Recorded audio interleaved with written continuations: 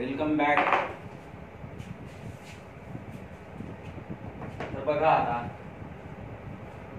या अगोदर आपण दोन महत्वाचे कन्सेप्ट पाहिले होते.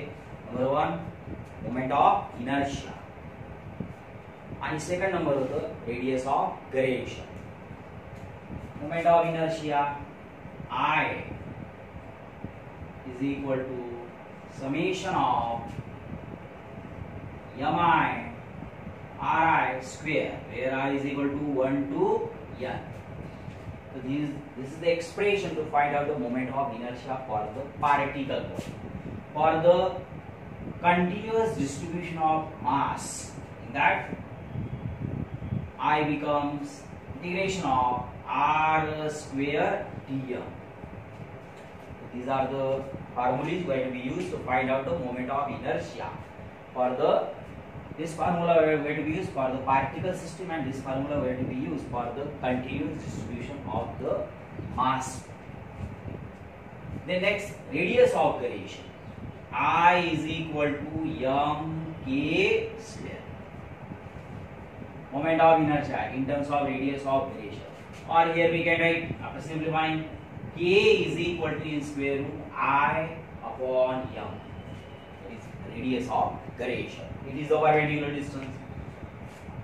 You know what is radius of gyration?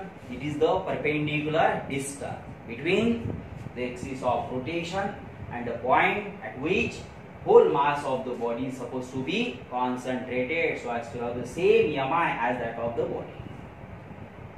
तर शॉर्टकट मध्ये रेडियस ऑफ gyration म्हणजे perpendicular distance between the point mass आणि axis of rotation. Moment of inertia तुम्हाला सांगितलं होतं it is the product of mass and square of distance. तर हे दोन कन्सेप्ट आपल्याला अगदी व्यवस्थित लक्षात ठेवायचे आहे. तर बघा आता आपण पुढचा कन्सेप्ट स्टडी करायचा आहे आपल्याला. तर आपण एक्सप्रेशन देणार. Expression for the expression for kinetic energy of rotating body. The body must be rigid because the body has the capacity to perform the rotational motion. So now here we have to derive the expression for the kinetic energy of the rotating body. Now, here consider a rigid body which is rotating about an axis passing through the point O. With the point through which the axis of rotation is the pass. This is the axis of rotation. About that axis of rotation, the body performs the rotational motion with a uniform angular velocity omega. So here body rotates with a uniform angular velocity omega. म्हणजे angular velocity जी आहे ती uniform आहे, constant आहे, लक्षात घ्यायचं. Now here we have to consider this body is made from the n number of particles having the masses m1, m2 up to mn. This body made from the n number of particles having the masses m1, m2 up to the mn, and suppose they are situated at a distance of r1, r2 up to rn from the axis of rotation. Bhaga, here is the first particle of this body. This body is made from the n number of particles. यापैकी आपण फक्त काही particle इथे diagram मध्ये दाखवायचा. हा समजा या बॉडीचा पार्टिकल आहे, first particle of mass m1. हा बघा इथे समजा सेकंड पार्टिकल आहे ऑफ मास m2. तसं करता करता third particle, fourth particle, same like that the last particle having the mass mn. Now these particles are at a distance of r1, r2, r3 up to the rn. बघा आता इथे लक्षात घ्यायचं सगळ्यांनी, table मध्ये आपण ऑलरेडी पाहिलेलं आहे की जेव्हा एखादी बॉडी रोटेशनल मोशन परफॉर्म करते तेव्हा त्या बॉडीचे पार्टिकल काय परफॉर्म करतात आठवा. When any body performs the rotational motion, then the different particles of that body performs the circular motion. आणि म्हणून आपण सुरुवातीपासून सांगतो आहे की रोटेशनल मोशनचा स्टडी करायचा म्हणजे आपल्याला सर्क्युलर मोशनचा स्टडी करणं नितांत गरजेचं आहे. ओके. आणि बघा, when any body perform the rotational motion, then the different particles of that body perform the circular motion, but except those points which are lies on the axis of rotation. परंतु असे particle, त्या बॉडीचे असे particle जे axis of rotation वरती आहे ते particle सोडून बाकी इतर सर्व particle perform the circular motion. Means here this rigid body perform the rotational motion with the uniform angular velocity omega, and say the different particles of this body performs the circular motion. Now their circular path is a different one, each particle having its own circular path. First particle असेल तर हा जो first particle आहे हा first particle समजा हे असं circular motion perform करणार, सेकंड पार्टिकल आहे असं सर्क्युलर मोशन परफॉर्म करेल, थर्ड पार्टिकल आहे असं करता करता लास्ट पार्टिकल आहे.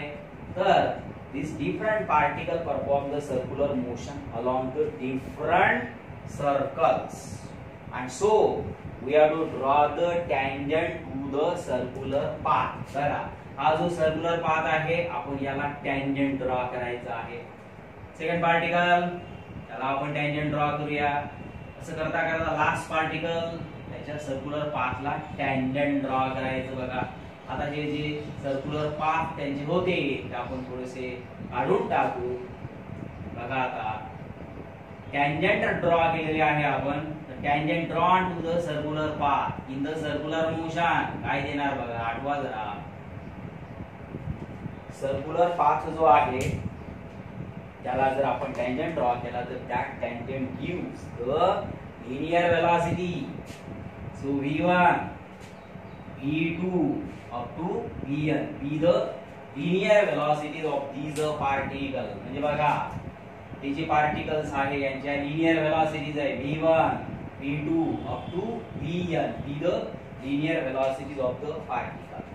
तर बघा लक्षात घ्या इथं even though all the particles of that body performs the rotational motion or rotate with a uniform angular velocity omega, but their linear velocities are different. Again note that even though all the particles of the body rotate with a uniform angular velocity omega, but their linear velocity is different. तर बघा नेमकं काय झालं, circular motion म्हणजे मागचा जो part आहे तो आठवा, angular velocity, angular displacement, angular velocity, angular acceleration याची डायरेक्शन जेव्हा आपण काढतो राईट हँड रूल आपल्याला यूज करायचा असतो. हा पार्टिकल आहे, हा पार्टिकल सर्क्युलर मोशन परफॉर्म करतो आहे, इथं राईट हँड रूल लावायचा. म्हणजे आता ही डायग्राम लक्षात घ्यायचं, ऍक्च्युअली डायरेक्शन इकडे असते. ओके. सेकंड पार्टिकल त्याची डायरेक्शन इकडं, असं प्रत्येक पार्टिकलची अँग्युलर वेलॉसिटी डायरेक्शन कशावरती असणार, along the axis of rotation. तर these different particles perform the circular motion on the different circle but in the same sense, and so its angular velocity is along the axis of rotation and which is the same. आणि सगळ्या पार्टिकलची angular velocity ही सारखी असेल. बघा लक्षात आलं का, जरी हे पार्टिकल वेगवेगळ्या सर्कल वरून मोशन परफॉर्म करत असतील तरी राईट हँड रूलचा विचार करा थोडासा. राईट हँड रूल नुसार सगळ्यांची angular velocity he along the axis of rotation असेल आणि लिनियर वेलॉसिटी ही टँजंट वरती असणार. आणि म्हणून सगळ्यांची angular velocity axis of rotation वरती आहे आणि सगळ्यांची लिनियर वेलॉसिटी ही टँजंट वरती. आणि here the tangent is different for the different circle. Circle एक नाही, डिफरंट सर्कल. एक्सिस एक आहे सर्कल एक नाही, वेगवेगळे सर्कल्स आहेत म्हणून वेगवेगळे टँजंट आले. म्हणून इथं आपल्याला लक्षात ठेवायचं की नेमका काय कन्सेप्ट आहे. तो कन्सेप्ट तुमच्या आता लक्षात आला असेल. हे जे सगळे पार्टिकल्स आहेत या सर्वांची अँग्युलर व्हेलॉसिटी एक आहे, पण या सगळ्यांची लिनियर व्हेलॉसिटी ही वेगवेगळी आहे. Now you know the relation between linear velocity and the angular velocity. For first particle, बघा, for first particle, पहिल्या पार्टिकलचा आपण विचार करूया. बाकीच्या पार्टिकलचा आपल्याला विचार अगदी सहज करता येईल. बघा, for the first particle, E1 is equal to R1 omega. Omega सगळ्यांसाठी सेम आहे. पहिला particle, its distance is r1, its linear velocity is v1. तर हा झाला पहिला पार्टिकल. पहिल्या पार्टिकलची ही झाली linear velocity, or means this is the relation between linear velocity and angular velocity. v1 is equal to r1 omega. Relation आठवते का बघा, v is equal to r omega. Velocity झाली. बघा आता हा जो पार्टिकल आहे, या पार्टिकलची लिनियर व्हेलॉसिटी आपल्याला माहिती आहे, या पार्टिकलचा मास आपल्याला माहिती आहे, आणि आपण इझिली हा जो पार्टिकल आहे फर्स्ट पार्टिकल त्याची कायनेटिक एनर्जी आपण काढू शकतो. आणि hence the kinetic energy of the first particle आपण त्याला E1 न दाखवू. Kinetic energy of the first particle formula सगळ्यांना येतो, हाफ टाइम mv². कायनेटिक एनर्जीचा फॉर्म्युला हाफ टाइम mv². पहिला पार्टिकल आहे m1, त्याची linear velocity v1. Now we have to put the values of, so half time m1 बघा v1 चा square म्हणजे इथे येणार r1 square omega square. So in this way we have to find out the kinetic energy of the first particle. बघा पहिल्या पार्टिकलची kinetic energy काढायची नेमकं त्यामध्ये काय काय बघा. पहिल्या पार्टिकलचा मास आहे, त्याचं डिस्टन्स आहे, त्याचं अँग्युलर व्हेलॉसिटी आहे. Okay, similarly we can easily find out the kinetic energy of the second particle. आता ते दाखवायची गरज नाही आपल्याला. Half times m2 r2 square omega square. And like that the last particle having the energy En is equal to half times mn rn square omega square. तर बघा अशा रीतीने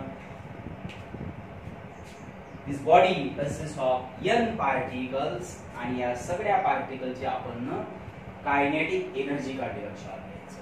okay, now the sum, note the sum of the kinetic energies of all the particle gives the kinetic energy of the rotating body, and therefore kinetic energy of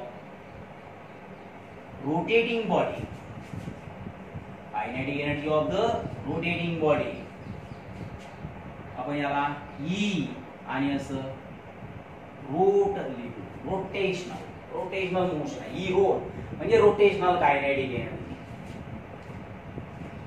बघा particle circular motion perform करत होते, त्यांच्याकडे translational kinetic energy होती, पण या सगळ्या particle मिळून एक बॉडी तयार होते. बॉडी ही रोटेशनल मोशन परफॉर्म करते, पार्टिकल सर्क्युलर मोशन परफॉर्म करतात आणि बॉडी रोटेशनल मोशन परफॉर्म करते. आणि E rot is equal E1 plus E2 plus En. The sum of the kinetic energy of all the particle gives the kinetic energy of the rotating body, and therefore बघा सर्व values बघा E1 E2 up to the En. काय common निघते बघा याच्यातनं, half common निघेल आणि omega square common निघेल. हाफला common काढा, ओमेगा स्क्वेअरला आपण मागवले, काय उरते बघा m1 r1 square plus m2 r2 square plus like that mn rn square out of bracket omega square. बघा या सगळ्याची ऍडिशन करायची आपल्याला. हाफ ओमेगा स्क्वेअरला आपण कॉमन काढलं. आता या सगळ्यांची ऍडिशन करून घ्या. So half time summation of mi ri square, where I is equal to 1 to n and out of bracket omega square. या सगळ्यांचे आपण अल्जेब्रिक सम घेऊ. and now by the definition of the moment of inertia, आपला सर्वात महत्त्वाचा concept आहे moment of inertia. लक्षात घ्यायचं, रोटेशनल मोशन मध्ये इम्पॉर्टंट असते तो म्हणजे मोमेंट ऑफ इनर्शिया. आणि हे जे दिसते तुम्हाला एक्सप्रेशन हे मोमेंट ऑफ इनर्शिया आहे. So we can write here half times I omega square. तर रोटेशनल कायनेटिक एनर्जीचं एक्सप्रेशन बघा काय झालं, half time I omega square. आणि rotational not rotational translational kinetic एनर्जीचं एक्सप्रेशन सगळ्यांना माहिती आहे, half time M V square. बघा ट्रान्सलेशनल कायनेटिक म्हणजे जेव्हा ट्रान्सलेशनल मोशन असेल, इकडे आपण घेतलेलं आहे already, particle circular motion perform करतात त्यांच्याकडे ट्रान्सलेशनल कायनेटिक एनर्जी आहे. तर translational kinetic energy half time M V square हा सिंपल फॉर्म्युला आहे. बघा याच्यामध्ये काय काय क्वांटिटी चेंज झाल्या. मास जो आहे measure the inertia in a translational motion, आणि here moment of inertia measure the inertia in the rotational motion. आणि त्यामुळे क्वांटिटी चेंज झाली, एम ची जागी आहे. सिग्निफिकन्स आठवा, कोणाचे मोमेंट ऑफ इनर्शियाची सिग्निफिकन्स जे आहे ते आठवा, म्हणजे तुम्हाला समजेल की नेमका काय चेंजेस झाला. इथे लिनियर व्हेलॉसिटी, इथे झाली अँग्युलर व्हेलॉसिटी. म्हणजे हा लिनियर फॉर्म मध्ये आहे, आपण त्याचं कन्वर्शन अँग्युलर फॉर्म मध्ये केलं. म्हणजे बघा जे त्याचं जे स्वरूप आहे, जो फॉर्म आहे एक्सप्रेशनचा तो जसाच्या तसा आहे. त्यामुळे हे जे एक्सप्रेशन आहे हे अगदी इझिली आपल्या लक्षात राहू शकते. याच्यामध्ये आणि याच्यामध्ये जो स्वरूप आहे एक्सप्रेशनचं ते अगदी सेम आहे, फक्त ज्या क्वांटिटीज आहेत त्या काय झालेल्या आहेत, चेंज झाल्या. इकडे ट्रान्सलेशनल मोशन आहे त्यामुळे इकडच्या लिनियर क्वांटिटी झाल्या, हे रोटेशनल मोशन आहे इथे सगळ्या अँग्युलर क्वांटिटी झाल्या. आणि एमच्या जागी आय आला. हे ऑलरेडी आपण सुरुवातीलाच क्लिअर केलेलं आहे. आणि हे एक्सप्रेशन आहे रोटेशनल कायनेटिक एनर्जी काढायचं, म्हणजे जेव्हा बॉडी रोटेशनल मोशन परफॉर्म करेल तेव्हा त्याची कायनेटिक एनर्जी कशी काढायची स्टडी करतो आहे आपण रोटेशनल मोशन. त्यामुळे कोणत्याही बॉडीची जेव्हा ती बॉडी रोटेशनल मोशन परफॉर्म करणार किंवा अशा रोटेटिंग बॉडीची आपल्याला कायनेटिक एनर्जी जी आहे ती काढता आली पाहिजे. फॉर्म्युला अगदी सो इझी आहे, तुमचं तो लक्षात आला असेलच. तर एक एक्सप्रेशन झालं, अगदी सोपं एक्सप्रेशन होतं. त्याच्यात महत्वाचा जो कन्सेप्ट आहे तो लक्षात घ्यायचा की when body perform rotational motion, then the particles of that body perform the circular motion but except those points which are on the axis of rotation. तर नेक्स्ट एक्सप्रेशन आपल्याला बघायचं आता. आपल्याला next torque expression for torque acting on rotating body.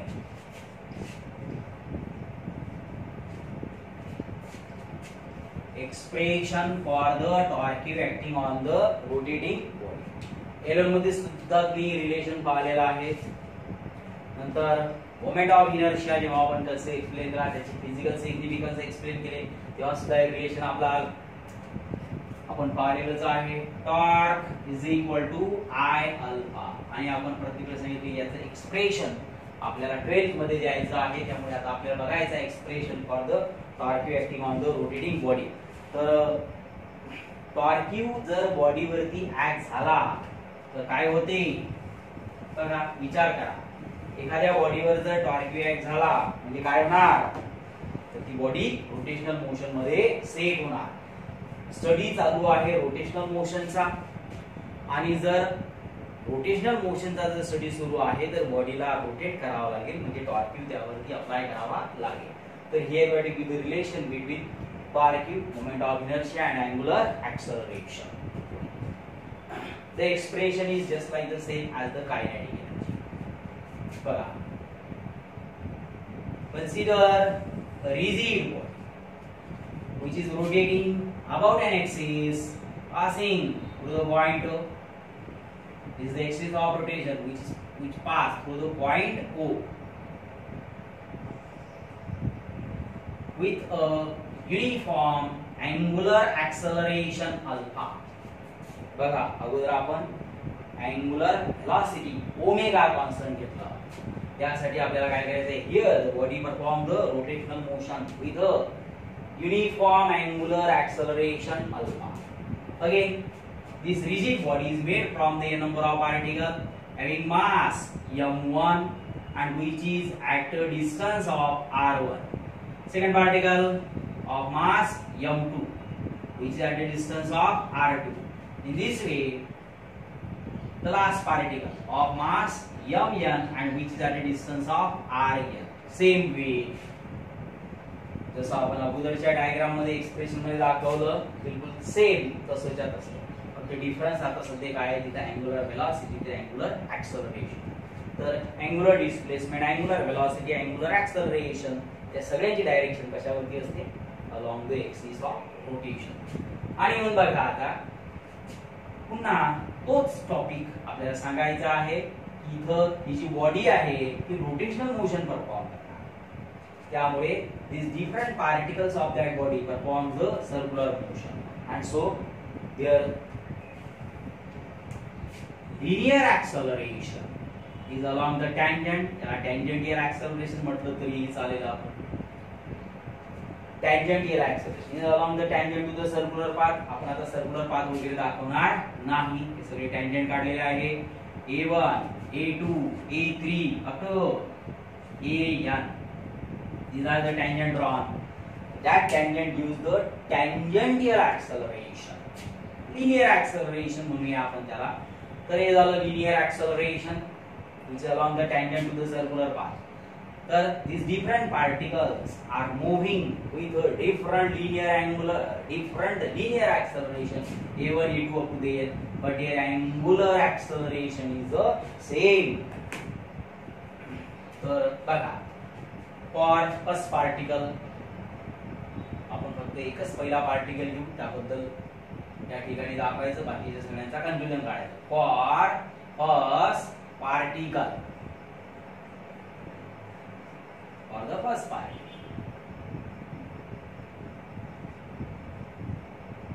तर बघा, आता we have to give the relation between linear acceleration and angular acceleration. बघा, आठवते का तुम्हाला, A is equal to R alpha. बघा, सर्क्युलर मोशन ज्यांनी व्यवस्थित स्टडी केलं असेल त्यांना आठवलं असेल, A is equal to R alpha for the first particle, A1 is equal to R1. Alpha सर्वांसाठी सेम आहे. तर पहिला जो पार्टिकल आहे ज्याचा मास आहे m1, ओके, तर त्याचं हे ऍक्सेलरेशन आहे. म्हणजे this first particle of mass m1 and which produces the acceleration A1. And so the force act on the particle, first particle जो आहे त्याच्यावर ऍक्ट होणारा फोर्स, पार्टिकल ऍक्सेलरेशन परफॉर्म करतो, म्हणजे याचा अर्थ त्यावरती फोर्स ऍक्ट होतो आहे.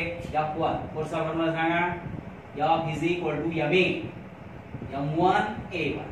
F1 is equal to m1 m.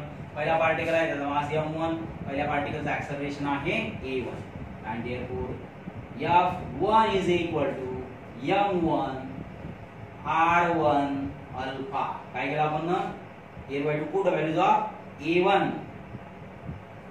in this equation. तर force act on the first particle, F1 is equal to M1 R1 alpha. तर बघा, the direction of force is along the direction of acceleration. तर इकडेच याच्यावरती आता force act होतो आहे. Now, here the particle of mass m1, which is experiences the force F and which is at a distance of r1 from the axis of rotation, and now from that we can easily find out the moment of force, that is the torque. And so the torque acting on the first particle, torque acting on first particle. Torque acting on the first particle. It is the product of force and moment on F1 आणि moment arm R1. बघा टॉर्कची formula आठवते का तुम्हाला? Torque is equal to force multiplied by moment R. A level मधला आहे. हे जे रिलेशन आहे हे आपण ए लेवल मध्ये ऑलरेडी स्टडी केलेला आहे. थोडंसं ए लेवल मधला टॉपिक रिकॉल करायचा आहे तुम्हाला. Torque Q is equal to force multiplied by moment R. Torque is equal to R into F into R. For the first particle, torque 1 is equal to F1 R1. F1 ची value put करूया आपण and therefore torque 1 is equal to काय ते बघा M1 R1 alpha. ही value कोणाची आहे? F1 ची multiplied by R1 आणि इथे आपण R1 चा स्क्वेअर करून घेऊ. M1 R1 square alpha. Torque acting on the first particle. Similarly, the torque acting on the second particle is M2 R2 square alpha. Like that, the torque acting on the last particle, torque N is equal to Mn Rn square alpha. Mn Rn square alpha. So in this way, here we have to find out the torque acting on the different particles.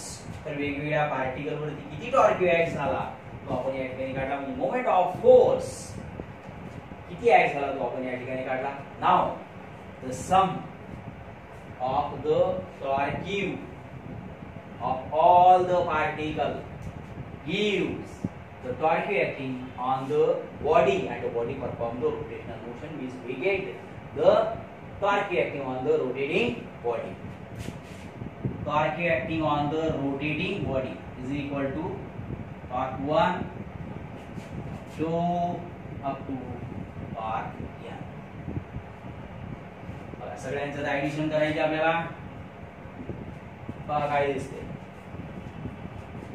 या सगळ्यांमध्ये alpha जो आहे म्हणजे angular acceleration जो आहे तो common काढूया आपण. काय ते बघा M1 R1 square plus M2 R2 square plus up to Mn Rn square आणि आउट ऑफ ब्रॅकेट अल्फा. तर या सगळ्यांची आपण ऍडिशन केलेली आहे. n पार्टिकल्स वरती ऍक्ट होणारा टॉर्क Q त्या सगळ्यांची आपण ऍडिशन करून टाकली. आता या ब्रॅकेट मध्ये दिसते यांची ऍडिशन करा. Summation of Mi Ri square where I is equal to 1 to n and out of bracket alpha, and this is the expression for the moment of inertia, that is I into alpha. Torque is equal to I alpha, where moment of inertia I is equal to formula आठवते ना, summation of Mi Ri square where I is equal to 1 to n. So this is the relation between torque, moment of inertia and angular acceleration. Okay, the torque is equal to I alpha. हे जे relation तुम्हाला माहिती होतं आपण त्याचं आज expression दिलेलं आहे. तर आपण आज दोन एक्सप्रेशन बघितले. Kinetic energy of the rotating body आणि ते अगदी इझी होतं. बघा आठवते का बघा, ई रोट किंवा के ई रोट असं लिहू आपण half times I omega square. याला तुम्ही असं लिहिलं तरी चालेल. K E rot kinetic energy, rotational kinetic energy half time I omega square. हे एक एक्सप्रेशन आपण आज बघितलं. आणि दुसरं expression torque is equal to I alpha. तर दोन्ही जे एक्सप्रेशन्स आहे याचे कन्सेप्ट अगदी इझी होते लक्षात घ्यायचे.